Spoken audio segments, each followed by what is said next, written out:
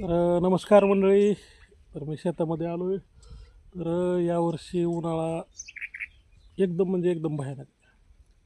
43-44 degree temperature खूप म्हणजे खूप त्रासदायक आहे.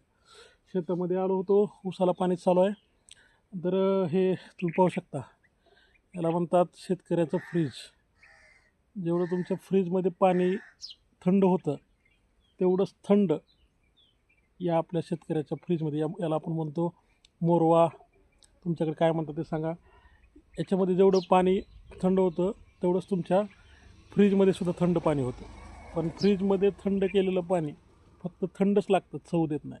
पण याच्यामधलं जे पाणी आहे तर ते एकदम थंड पण राहतं आणि चवीनं गोडसुद्धा असतं. बघा तुमच्याकडे असा मोरवा किंवा असं शेतकऱ्याचं फ्रीज तुमच्याकडे आहे का? आणि जर त्याला वेगळं काही नाव असेल तर नक्कीच कमेंट करा. धन्यवाद.